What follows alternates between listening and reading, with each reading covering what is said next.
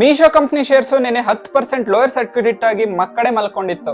ಇದಕ್ಕೆ ಎರಡು major reasons. First, ಕಂಪನಿಗೆ ಇನ್ಕಮ್ ಟ್ಯಾಕ್ಸ್ ಡಿಪಾರ್ಟ್ಮೆಂಟ್ ಕೊಟ್ಟ ಶಾಕು. 2023-24 ಅಸೆಸ್ಮೆಂಟ್ ಅಲ್ಲಿ ಕಂಪನಿ ರೆವಿನ್ಯೂ ಅಂದ್ರೆ ವ್ಯಾಪಾರದಲ್ಲಿ ಏನ್ ಅಮೌಂಟ್ ಬಂದಿದೆಯಲ್ಲ ಅದನ್ನ ಕಮ್ಮಿ ತೋರಿಸಿದೆ. ಇವಾಗ ಇನ್ಕಮ್ ಟ್ಯಾಕ್ಸ್ ಡಿಪಾರ್ಟ್ಮೆಂಟ್ ಅವ್ರ ಲೆಕ್ಕಾಚಾರದ ಪ್ರಕಾರ ಇದಿನ್ನೂ ಜಾಸ್ತಿ ಆಗ್ಬೇಕಾಗಿತ್ತು ಅಂತ ಹೇಳಿ ಬಡ್ಡಿ ಸಮೇತ 1500 ಕೋಟಿಗಳನ್ನ ಕಟ್ಟಿ ಅಂತ ಹೇಳಿ ಡಿಮ್ಯಾಂಡ್ ನೋಟಿಸ್ ನ ಕಳಿಸಿದೆ. ಮೀಶೋ ಕೂಡ ಇದಕ್ಕೆ ರಿಯಾಕ್ಟ್ ಮಾಡಿದ್ದು, ಇಲ್ಲ ನಾವು ಕರೆಕ್ಟ್ ಆಗಿ ಲೆಕ್ಕ ಹಾಕಿದ್ವಿ, ಇನ್ಕಮ್ ಟ್ಯಾಕ್ಸ್ ಡಿಪಾರ್ಟ್ಮೆಂಟ್ ಇದೆ, ಕ್ಯಾಲ್ಕುಲೇಷನ್ಸ್ ರಾಂಗ್ ಇದೆ, ನಾವ್ ಇದನ್ನ ಲೀಗಲ್ ಆಗಿ ಕೋರ್ಟ್ ಅಲ್ಲಿ ಚಾಲೆಂಜ್ ಮಾಡ್ತೀವಿ ಅಂತ ಹೇಳಿದೆ.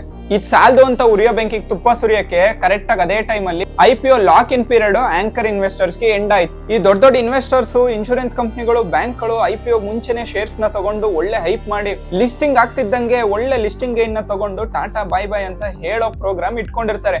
ಅದನ್ನ ತಡೆಯಕ್ಕೋಸ್ಕರನೇ ಸೆಬಿ ಲಾಕ್ ಇನ್ ಪೀರಿಯಡ್ ನ ಹಾಕಿರುತ್ತೆ ಆಂಕರ್ ಇನ್ವೆಸ್ಟರ್ಸ್ ಗೆ. ಇದು ಕರೆಕ್ಟ್ ಕೋಇನ್ಸಿಡೆನ್ಸ್ ಅನ್ನೋ ತರ 7ನೇ ತಾರೀಕಿಗೆ ಎಂಡ್ ಆಯ್ತು. ಆಲ್ಮೋಸ್ಟ್ 10 ಕೋಟಿ ಶೇರ್ಸ್ ಗಳು ಅಂದ್ರೆ ಕಂಪನಿ ಔಟ್ಸ್ಟ್ಯಾಂಡಿಂಗ್ ಶೇರ್ಸ್ ಅಲ್ಲಿ 2% ಅಷ್ಟು ಶೇರ್ಸ್ ಗಳು ಲಾಕ್ ಇನ್ ಪೀರಿಯಡ್ ಇಂದ ಎಂಡ್ ಆಗಿ ಟ್ರೇಡಿಂಗ್ ಮಾಡಕ್ಕೆ ಅವೈಲೇಬಲ್ ಆಯ್ತು. ಸೊ ಈ ಎರಡು ವಿಷಯ ಸೇರಿ ಕಂಪನಿ ಶೇರ್ಸ್ ಸ್ಟಾಕ್ ಮಾರ್ಕೆಟ್ ಅಲ್ಲಿ ಧೂಳು ಎಪ್ಸಿ 10% ಲೋವರ್ ಸರ್ಕ್ಯೂಟ್ ಆಗಿ ಎಂಡ್ ಆಯ್ತು. ಇವತ್ತು ಕೂಡ 2% ಅಷ್ಟು ಬಿದ್ದಿತ್ತು. IPO ದಲ್ಲಿ ಲಿಸ್ಟಿಂಗ್ ಆದ್ಮೇಲೆ ಆಲ್ಮೋಸ್ಟ್ 254 ವರೆಗೂ ಹೈ ಹೋಗಿತ್ತು. ಇವಾಗ ಅಲ್ಲಿಂದ 45% ಕೆಳಗಡೆ ಬಿದ್ದಿದೆ ಈ ಶೇರ್ಸ್.